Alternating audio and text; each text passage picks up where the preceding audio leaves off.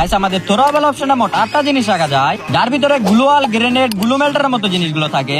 এবং আজকে আমি থ্রোয়াবল অপশনে যে জিনিসগুলো পাবো শুধুমাত্র ওইগুলো দিয়ে আমাকে পুরোটা ম্যাচ খেলে বুয়া করতে হবে।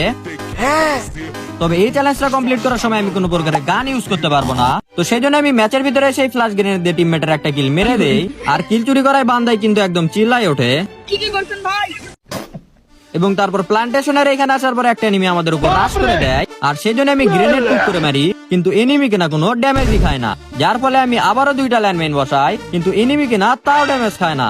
আর সেজন্য এবার আমি 2টা ফ্লাশ গ্রেনেড মারি, কিন্তু এনিমি কিনা উল্টো আমাকেই মেরে দেয়।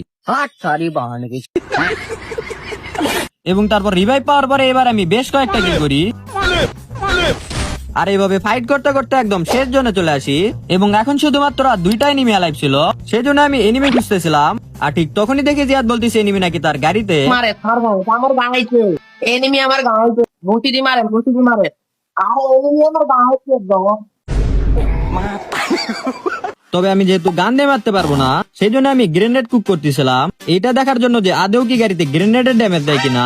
তবে যখনই আমি এক্সপেরিমেন্টটা করতেছিলাম ঠিক তখন, এবং তারপর লাস্ট এনিমিটাকে মারার পরে আমার ম্যাচ বুয়া হয়ে যায়। আর তোমরা যারা বলো ক্লাসিক, তারা এইটা দেখো।